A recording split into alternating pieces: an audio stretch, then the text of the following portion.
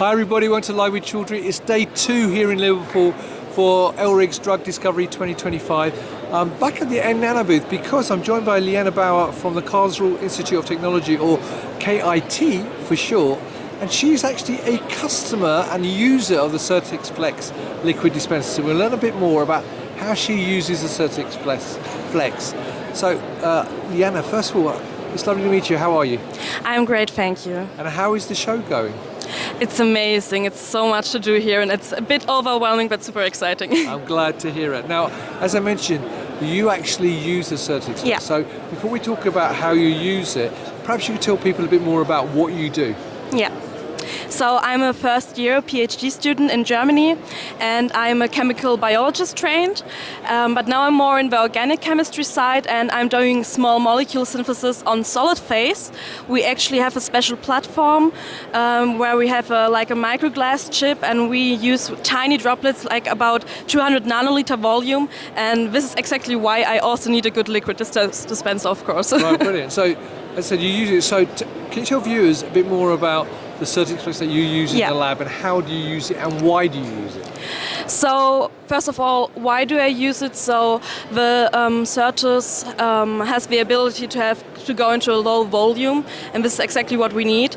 And we need a contactless dispenser because our microchip is open and the droplets form because of a superhydrophobic background on the chip and the hydrophilic spot surface.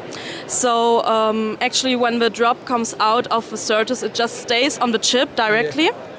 And we use it for 2 different purposes. So we actually have in our lab 2 types of this machine, and one is only for chemistry, one is for biology, because we can use our platform as a direct-to-biology platform.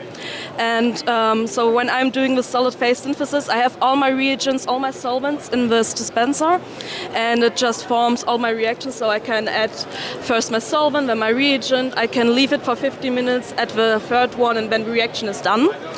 And the great thing is then after that I can also add cells on top.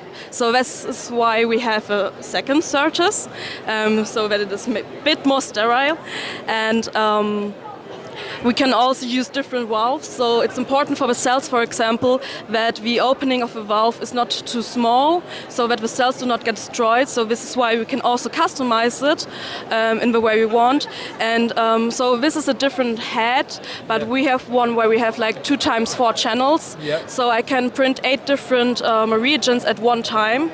And for example, in my platform that I use, I can make up to 1,100 different reactions, because I have a library with 25 different building blocks times 13. So this is actually great that I can like directly print 8 different stuff at a time, which of course accelerates the speed of my whole process.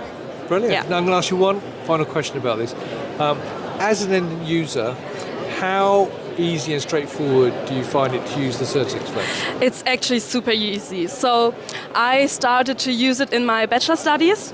I've been in my working group since 2022, I think.